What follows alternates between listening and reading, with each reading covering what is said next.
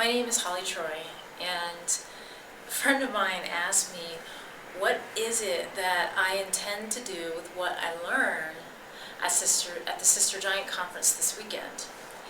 And I'm not sure, because I haven't gone to the conference yet, but I started to think about what is it that really excites me about this conference. And the thing that, the common denominator really is the idea of co-creating with others a better place. And, you know, my whole idea about this world, like how we're going to evolve and be connected even with the planet, let alone each other, how we're going to sustain ourselves, sustain our communities, sustain our country, sustain the planet we live on, has to do with the idea of being creative and being able to share ideas with each other freely without fear of being shut down. And then being able to use the resources to actually act on those ideas.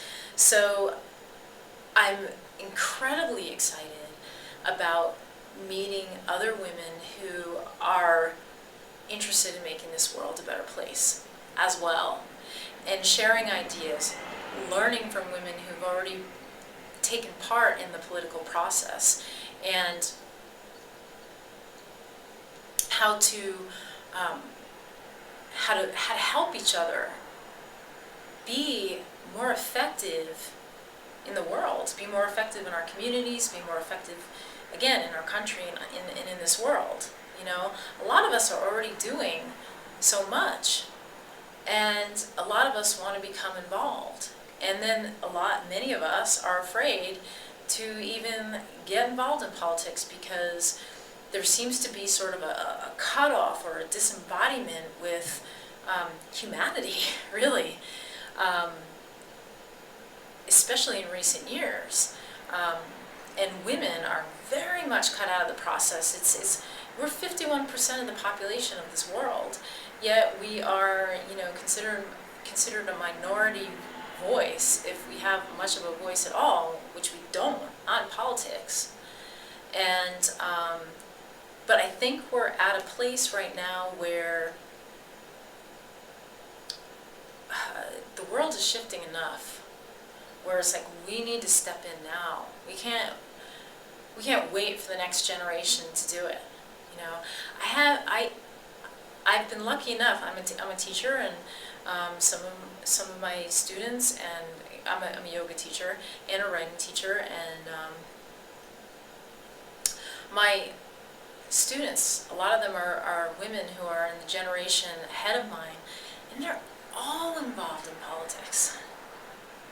And they're so inspiring. Yet I look around and I see women my age, and there aren't I don't really see that many. A few here and there.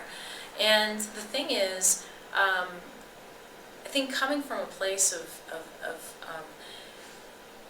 the way politics are right now, of opposition and destruction and strife and anger, it's a quick way to burn out.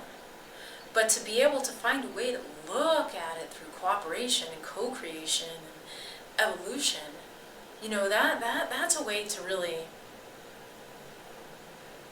keep the energy up, keep the heart open. I think that's the biggest thing that really scares me about politics right now, is that it's just so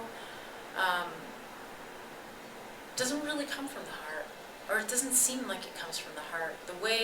If it comes from the heart, then you're kind of a loser, you know? And that needs to change, you know? I mean, this whole, like, the idea of things being cutthroat, it's so, that term is so apropos, because what it does is, when our throat seize up, when we're unable to speak, when we're afraid to speak, it shuts everything down. We cannot express our truth if we're afraid to. And women aren't taught to be open and truthful, not in a public arena. Elizabeth Cady Stanton, big name in the suffragette movement.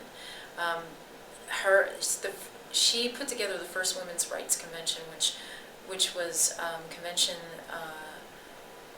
about getting the vote, getting women to vote. This was in 1848.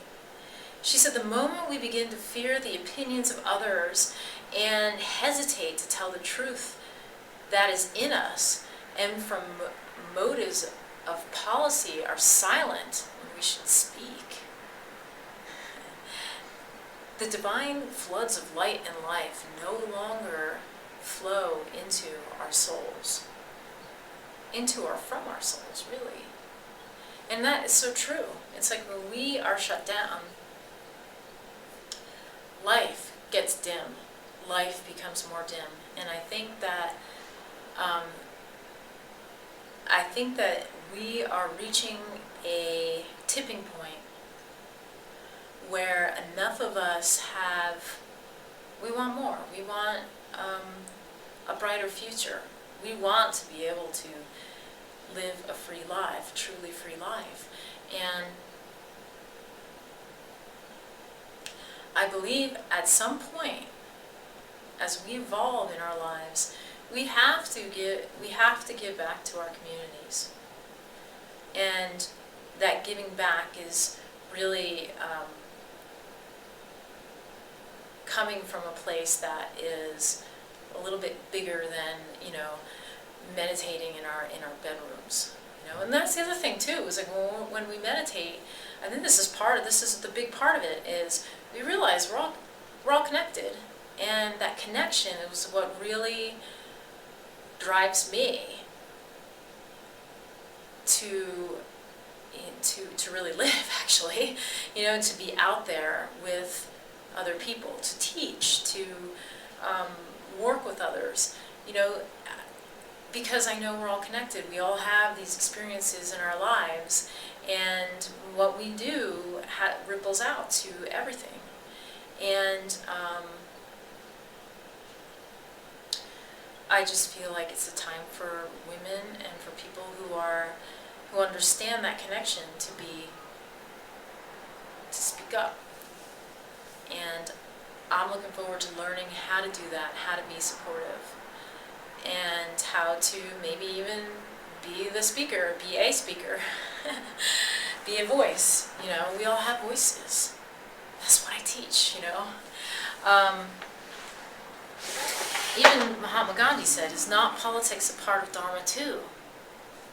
So it's like, whoa, okay, this is something to think about. Anyway, I want to thank you for your support in helping me get to Sister Giant, and I intend to film a lot. I intend to write a lot about what goes on there and my own ideas. So that's some things that I actually know I'm going to do. And to just allow myself to be part of the co-creative process that I know Sister Giant is going to be.